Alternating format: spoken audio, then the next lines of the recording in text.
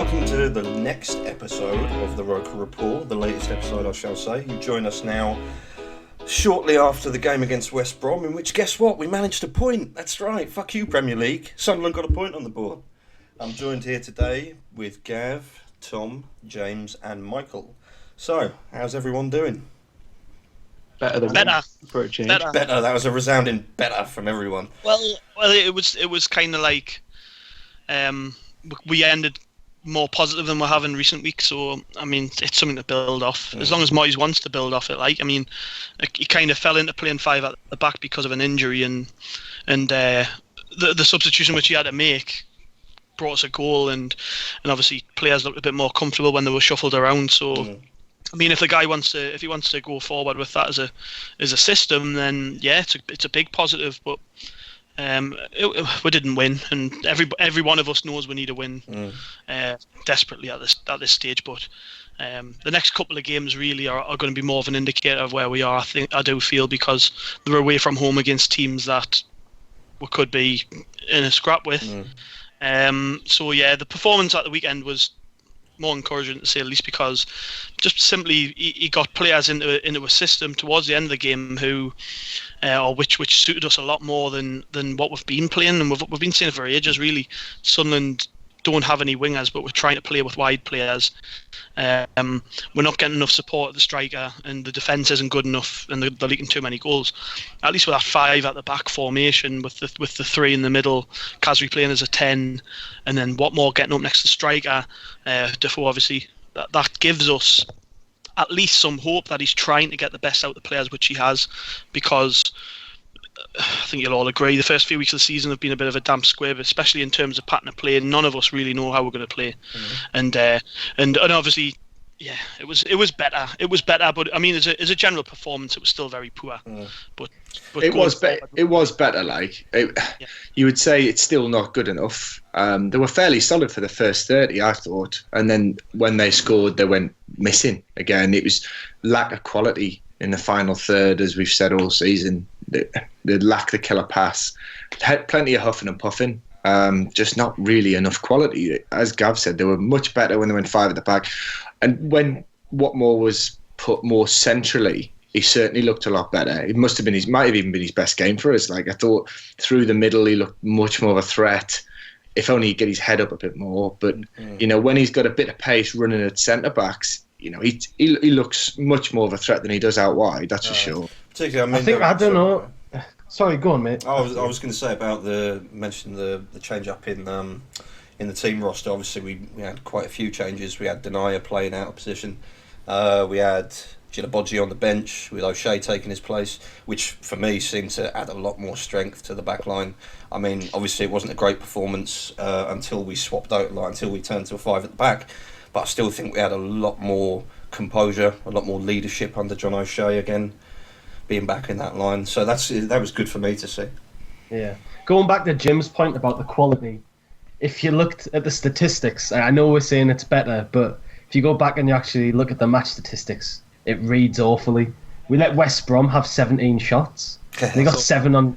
They got 7 on target. We didn't get one until the 80th minute, did we, or something like that? Yeah, we had 2 shots on target, and the first one was in the 80th, and then Van Aanholt was the second. We managed 7 shots all day against West Brom, and to me that's alarming on 2 fronts, because I do agree that John O'Shea coming back in added some solidity to a really rattled defence, but still letting 17 shots against the West Brom team, against a Tony Pulis team. I know they've done pretty well this year, but letting 17 shots against a team that likes to sit back and absorb pressure must be ringing some worry and some bells somewhere for someone to worry. Well, and on the other end of the pitch, Jim's right though. 0 penetration. It was frustrating more than anything. The funny thing for me is I felt we attacked better against Palace, and yet we lost that game. But we probably attacked better because Palace gave us the chances. But the thing is, to be fair to them, I'll give West Brom a bit of credit, because I thought they went for it a bit more than I thought they would. Yeah. 17 shots tells its own story. I'm looking at the stats here, 7 of them were on target, and I felt like they really did bits of their homework and tried to test us from set pieces a lot.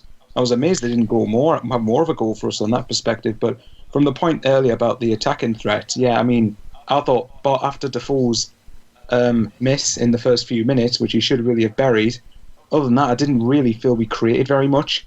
And even the goal we had was a bit like I think Van Aanholt trying to stabs it at the ground and it bounces over Ben Foster and goes in. I'll take it. Like it got us at least got us a point, but it's still going forward. At least the defense looked better, but it's not exactly hard. So I will say though, I don't know if anybody listened to Moyes after the game, but he made a point of pointing out that West Brom spent a lot of money on their two main attack threats, and we just didn't. We haven't. He kind of to the effect of, well, when I look at my bench, I don't have a great amount of attacking options. We've just got to work with what we've got. And I suppose in that sense he's recognised that his most attacking player on the bench was actually a left back and had to shuffle things up. And that's going to be an issue for us going forward, really, because we don't have anything in terms of options off the bench to replace even Defoe if he's having a bad game. I mean, he's human. He proved that at the weekend. He made, he had it on a plate at that first chance and put it wide. But he's human. He scores more than he puts wide. But generally speaking, you can't. It was a reminder really that Jermaine Defoe, we're relying on him too much, because when he misses a chance like that in a game and things aren't going his way, the second one he had time to settle it and shoot, and it didn't seem as instinctive as he would normally go for it and maybe hit it first time. And I think it was kind of a reminder that sometimes the other players have to step up. So it was. Look, it wasn't brilliant. No, let's not kid ourselves. We didn't set any trees really, did we? It was with Sunderland. We've got to try and grind out performances and pick points up when we're not usually expected to. At 1-0 down, I didn't feel like we were getting back in the game. I'd agree there. And we stumbled effectively across some sort of system which sorted us out. I mean, you can give an element of credit to Moyes on that. He made changes and recognised where we were going wrong. I know Kirchhoff was injured, but a minute before that he made an absolute howler. Oh yeah, he wasn't on. He certainly wasn't on top of his game, was he? Wasn't he partially at fault for the goal as well, though? Well, it's a bit harsh.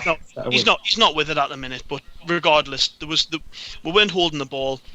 We weren't supporting Defoe enough, and Watmore was obviously going to be more effective through the middle. So when we had to change everything, he brought Rodwell in, who I'm not his biggest fan, but he did. Other than that half-hearted attempt at a tackle towards the end, he kind of controlled the tempo better for us, and we kept the ball better, and we moved it around a lot more. Van Aanholt even played a great ball to Khazri, which obviously led to Defoe's second chance. Unbelievable ball that Gav, wasn't it? So, but it's just we you could see a difference, and you could see there was a plan B there, and we've sat in here and we've criticised Moyes for that, for not knowing when to change it and not having a plan B. Like we went behind when we went ahead against Palace, there was obviously a big issue, and we had to recognise through our game management where to change it, and we didn't, and we end up losing the game. And I would to his credit, I would say there was a definite plan there when we went behind, and we got back in the game through our own merits. But I mean, he had to change the team as well. Really, it was evident that Patrick Van Aanholt and Djilabodji needed to be brought out of the team in some shape or form. And when I saw the starting 11, like all of you, I guess you'll have seen Manquillo and Damian, thought, oh well, Manquillo go left back, Damian slot back into right back like he did against Spurs, and we'll go from there. And it kind of wasn't, was it? It was the opposite. Damian looks like he's just he did struggle, certainly. He doesn't look like he's capable in that sort of role. I don't rate him at all.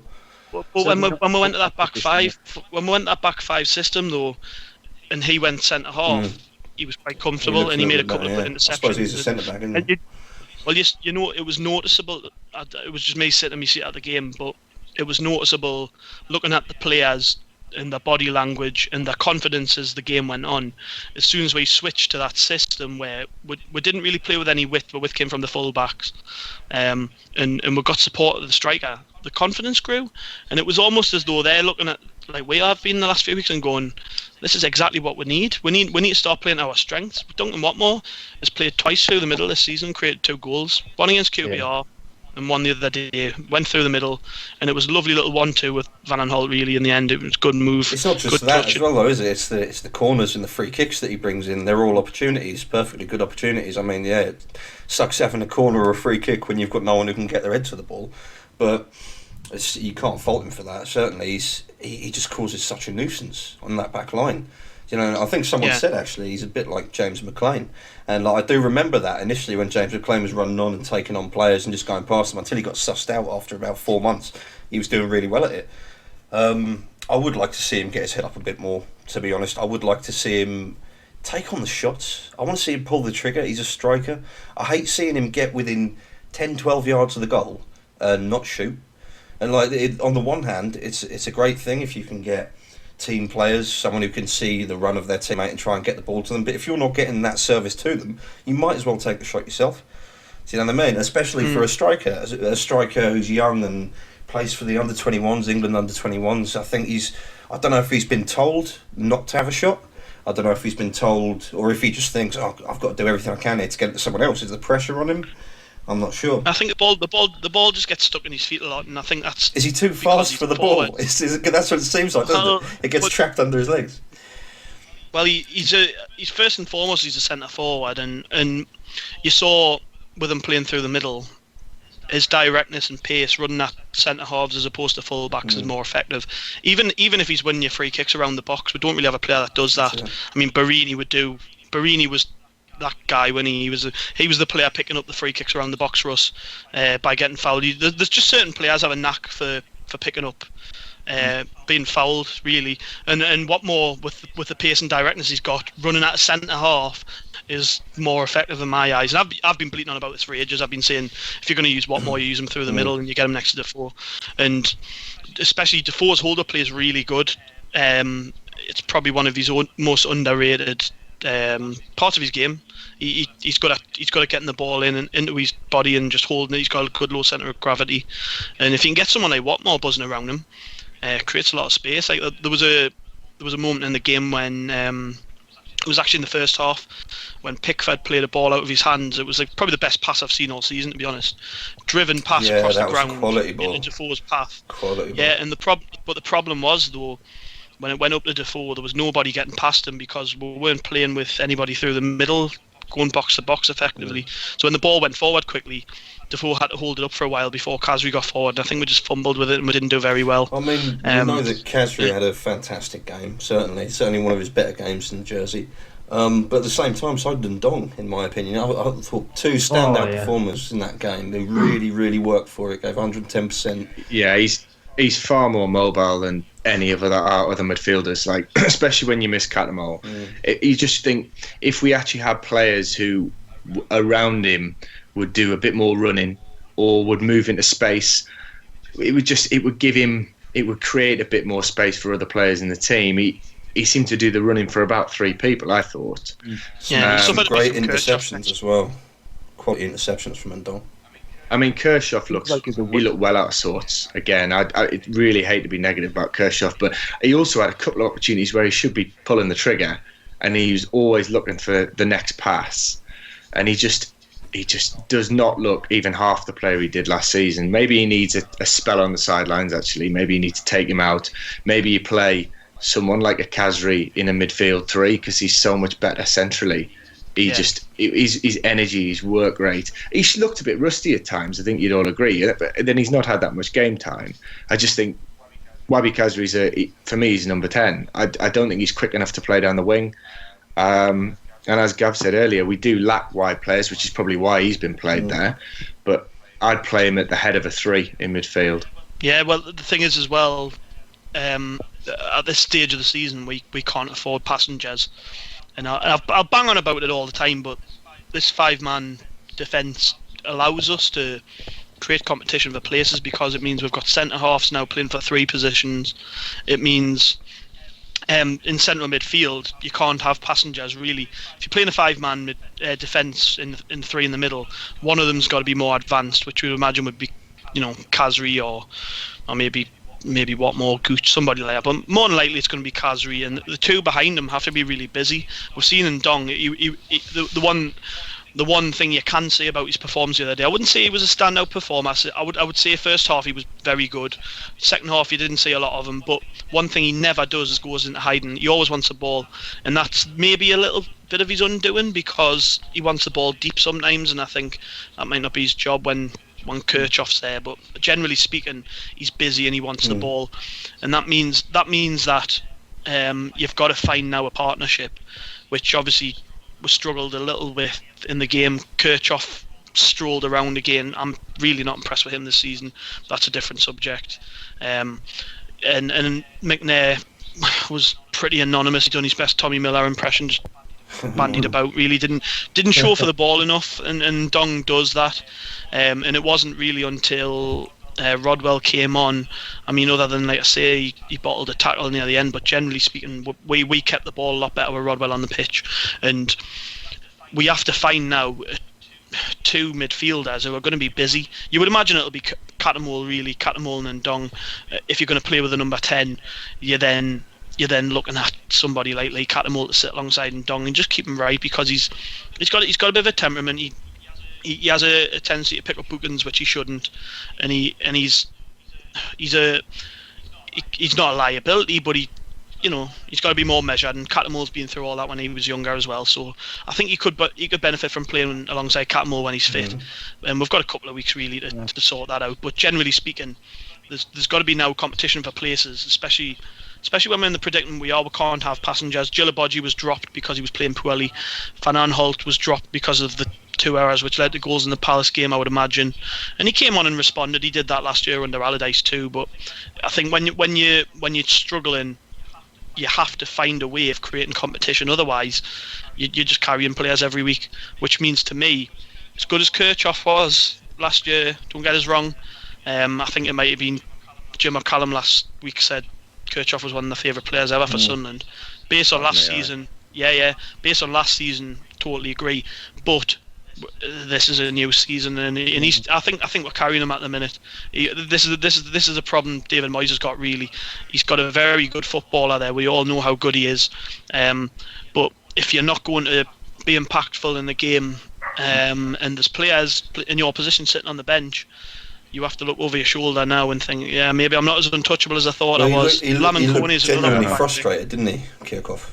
Watched him really frustrated. He obviously got a booking early on, but he looked very just agitated, uncomfortable in general.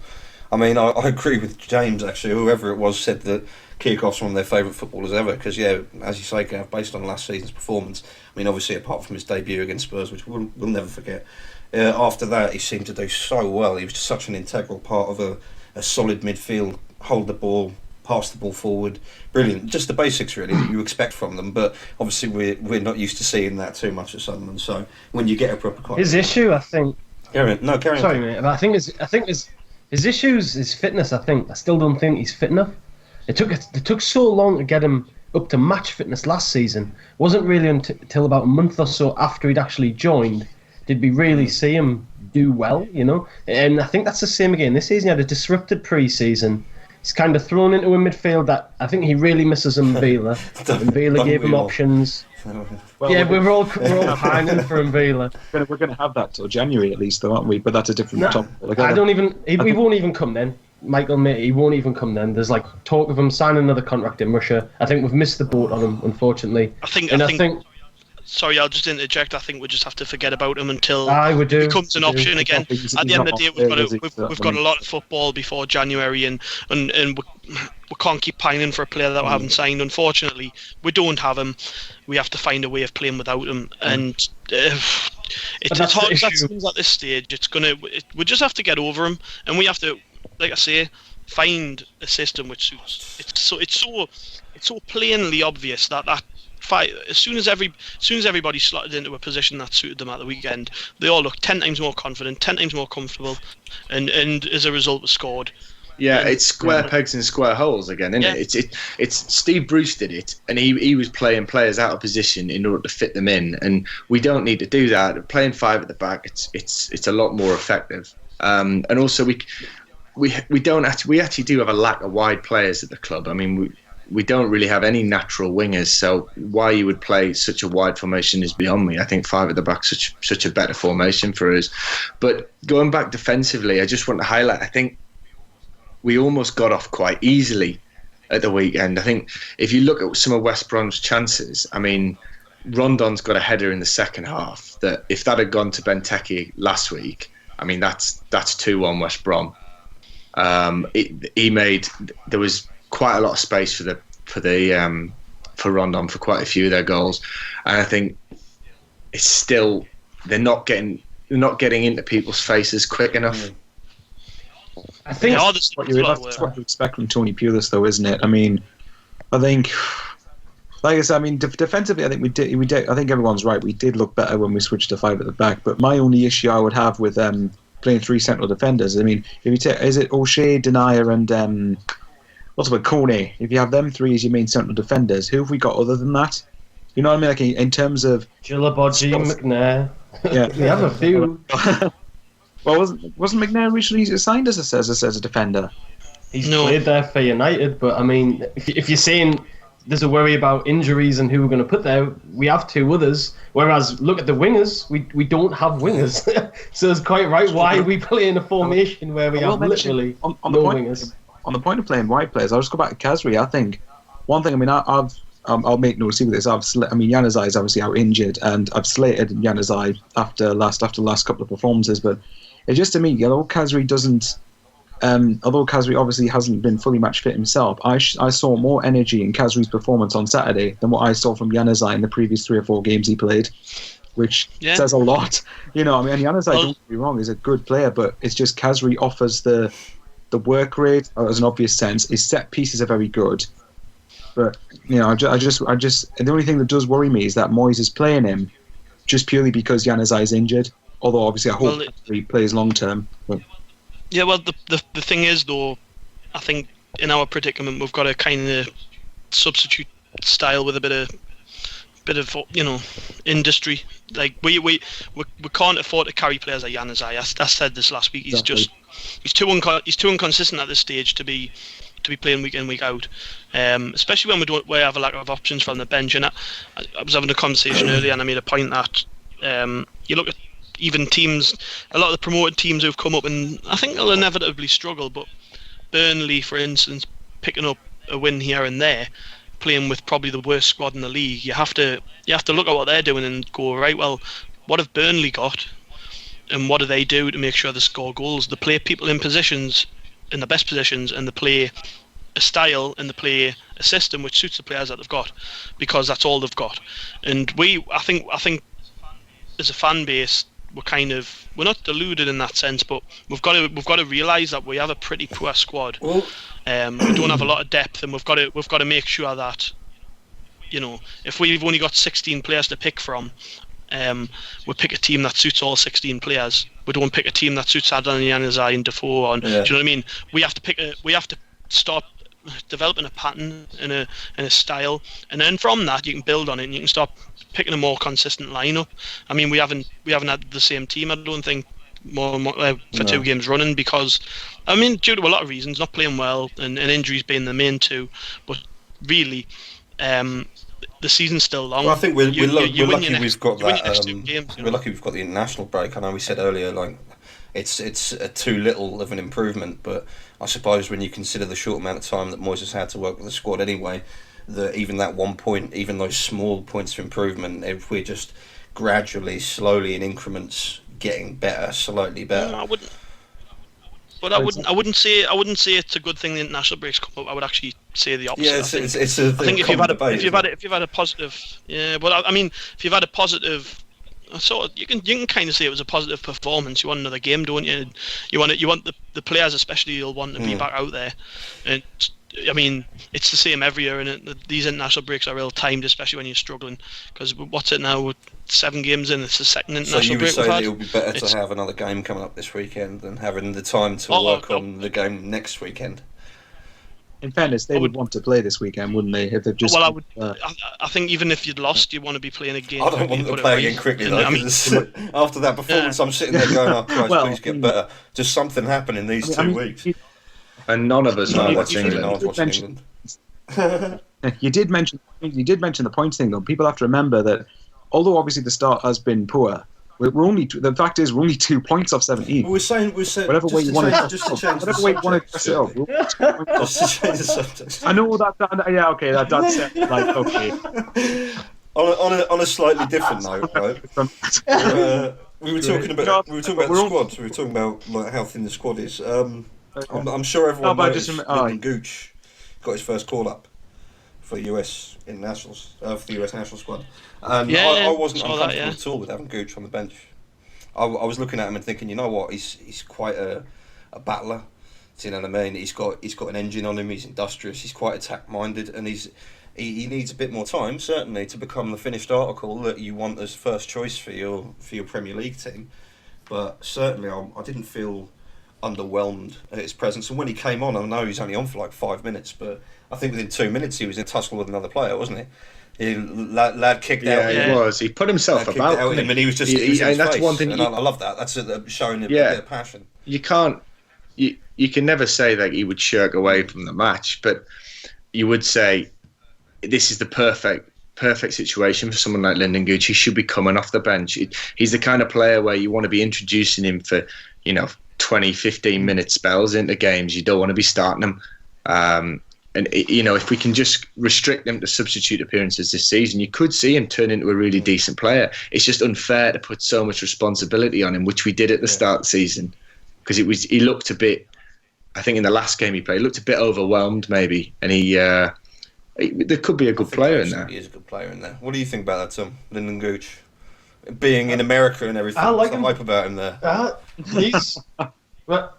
He's rated very highly. A lot of people who I know are actually really heavily involved with some of the USA junior teams, like youth teams, and he's rated really highly in America. He's obviously making the trip over to Cuba, so it's a big deal for us over here that America are going to Cuba for the first time in something like 50, 60 years.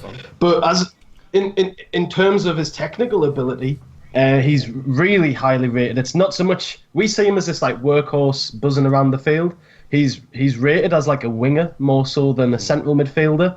And I think actually if we want to play him in a role somewhere in the team, I think coming on for Kasri or a winger will be really interesting now that Ndong's kind of fulfilled that role that we were asking him to fill in for.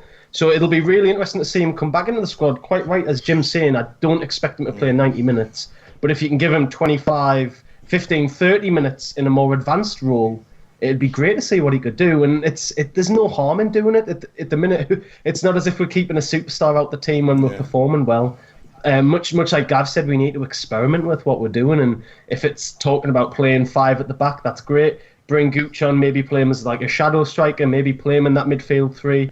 But there's no harm can be done by bringing him on. We don't have anybody else, so why not? He's definitely more. We don't have anyone else, so we'll bring him. You definitely think he should be playing more centrally as well. I don't see him as a wide player. I mean, he's playing out wide at the start of the season. I just think he's not quick enough to play out wider. He's a number 10, wasn't he, for the under-21s for a long time? Yeah. And he's very comfortable on the ball, but he's not got the strength or pace to beat his man on the wing. I don't think. To be honest, he's not the good US at national either. team was singing the praises of DeAndre Edlin when I didn't think he was particularly up to much. I think there might be and Josie Altidore made there's him that quite large sort of chasm in quality between Premier League and. But I think as well, at the same time, you look at players like Christian Pulisic at Borussia Dortmund is probably going to be like one of the best young players in this generation. And then there's Julian Green, and there's talk of Lyndon Gooch in a squad that will include those players. So for the people to come out and say that Lyndon Gooch technically is not as gifted, but could play in a team with those kind of players, there must be something really good to him. It's not just the old Yankees saying, "Oh, he can kick a ball, he must be good." You know, he's not Josie Altidore. He's not just come out of nowhere. You know, he was the captain of the under-20s for America for a couple of years. You know what I mean? So he's known on the national scene. They've obviously been waiting for him to break through at Sunderland. And I wouldn't say he's been particularly brilliant since he's come through, but that's maybe because we're demanding too much of him. I'm with someone made a point just before, I can't remember who, but I'm with on that point where you want to be bringing him on late in games. Probably Watmore too. To be honest, I think we're just in a situation with Watmore where we've got to play him. But I think with Gooch, you do now have the opportunity to just bring him on for the last 10-15 when you need a bit of energy, and he showed that at the weekend. He went flying into a tackle and then started pushing and shoving. But it's the type of thing that gets the crowd on side, because we don't see enough at home. I mean, I'm a season ticket holder and I'm bored stiff at the minute watching Sunderland. Even when we scored at the weekend and I could barely raise a smile at it, and I don't know what it is. I wasn't doing it on purpose. I was kind of like, oh, we've scored, yeah, there we go. And I didn't really feel much emotion when the ball hit the back come up the other end and go in the lead again. To be honest, the hour leading to the goal, this is going to be short-lived, and they're just going to go and score a late winner, aren't they? I know I was the same as I was there, and when Van Aanholt scored, again, not on purpose, but I just stood and folded my arms. I was like, well, we've still been crap.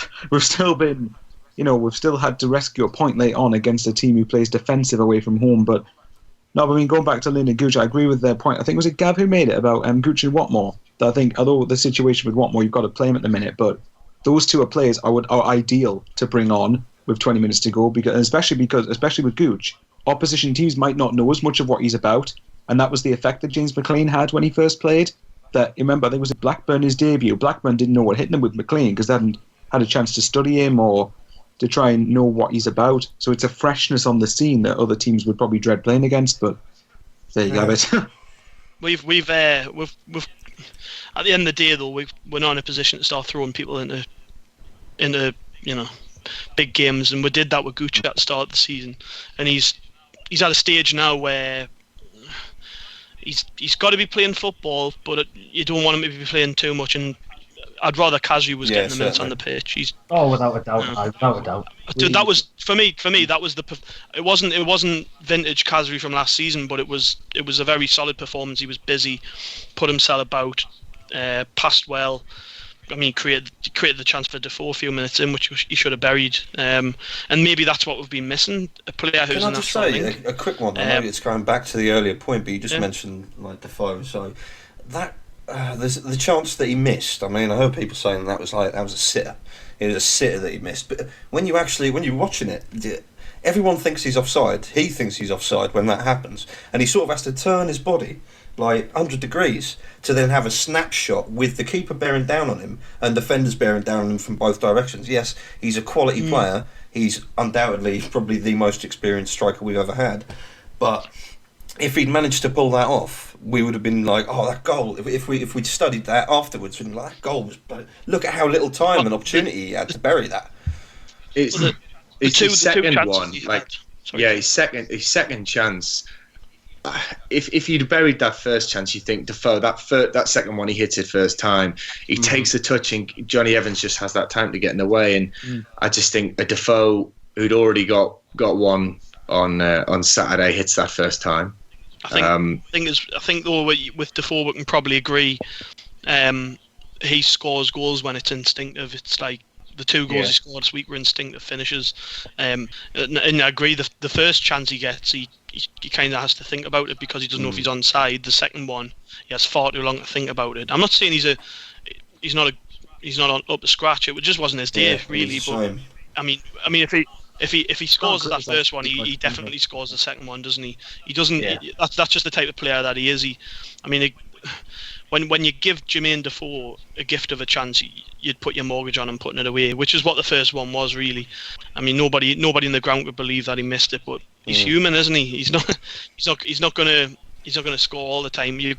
What we've gotten used to with Defoe is that he gets one chance in a game and puts it away. Yeah. It just so happened on this occasion that he had two chances and neither hit the back of the net. I think statistically he scores like one goal in every three or something like that. One goal in every three opportunities taken. I saw it somewhere. I saw it down there. His return rate's great. Sorry, it's a shame that as we say, if we could give him more service. I mean, if we could give him 9 chances instead of 3 chances a game, do you know what I mean? Then you're looking at something. In a perfect world. If you give him 9 chances instead of 3, we'd be a much better team, probably much higher. Extremely well. We've been doing. Did anybody think David Moyes' comments were a little bit odd after the game? I don't know if it was just heat of the moment, but when he turned around and said like, "Oh, Defoe needs to score more goals," I mean, Yeah, I think Like, he's he had a bit of a carrying ball, the you team, know? isn't I he? To me. He's the one team you can't really criticise too much because he's bailed us out so many times since he's come here. You know, that's a bit. You know, other Oh, players. I think it was Gav said other players need to start chipping in, or whoever said it was. You know, you can't just if we keep relying on Defoe and he gets injured, what we're screwed. So, But it's views like that get people onto Moyes' back. I'm all about giving him time, and I think some of his history backs up what he wants to do. Yeah, he talks about Everton a bit too much, and it annoys us. Yes, he hasn't given us results from the off, and yes, he didn't do great in his last 2 jobs. But I definitely think he's sort of the right calibre of manager that needs to come in and can offer us something close to stability. But like Gav's mentioned in the last couple of episodes, just the negative approach he has to the media. And there's a difference between being a realist and being a pessimist. He's got his back up, and at the hasn't he? minute, he seems like he's a pessimist. Yeah, and he comes out and says stuff about Defoe. And you're talking about a man who scored 4 goals for us this season, and nobody else has come anywhere near that. You can't. That's treading a line between sort of revolt and trying to put the fire up someone, and he didn't look as if he was trying to get him up for it. The attention on him towards his players. He's what he's doing is he's managing expectation, isn't he? But I spoke to one of my Everton mates in the week, and he said he was always like this at Everton. He said he was always cagey around the media, always quite negative, and I think it's just something we've got to get used to. I think he's never going to be the Sam Allardyce, the personality that everyone he has the journos laughing in the press conference. He's always going to be quite dour. I mean, the comment he came out with was saying, you know, this is as good as we can hope for, almost. You know, like a point at home to West Brom. But you know, he was a tad more positive at times. You know, he did say, look, he couldn't fault their effort, and he was proud of the fact that they had courage and they were seeking the ball. And you know, when things aren't going your way, for players to seek the ball, you know, that's a massive positive for us, I think. Well, his email after the game was pretty positive, I thought. And I mean, he tends obviously it's not him sitting typing an email up. I'm not expecting that, but it's obviously him. It's obviously him, someone from the club, getting a bit thoughts on it. But his thoughts were pretty positive. He went from talking about how we come from behind, and it was pleasing progress. He mentioned that changing the system improved us in terms of getting on the goals. He said the energy and commitment was great. The endeavour was fantastic, though we are lacking bits of quality. He did make a point of saying that quite a lot. Like I say, he spoke to BBC Newcastle after the game, and when he was asked about Chadley's goal and how easy it appeared for him to score it, he was like, "Well, they've spent money on a player of that quality." It was a nice little dig, wasn't it? I enjoyed seeing that. Yeah, to be honest, I was it was thinly veiled, but it was kind of like it's a bit too late for that, though, isn't it? That's the trouble with saying that. I mean, he could have said that like before he took the job, or he could have said it like during the transfer window. But that's the thing. In the crowd, in it, because you look this week at Jermaine Lens getting European Footballer of the Week, and then we're looking at what bench and we have a single forward. I think we all had a miniature meltdown, exactly. didn't we, when we saw that.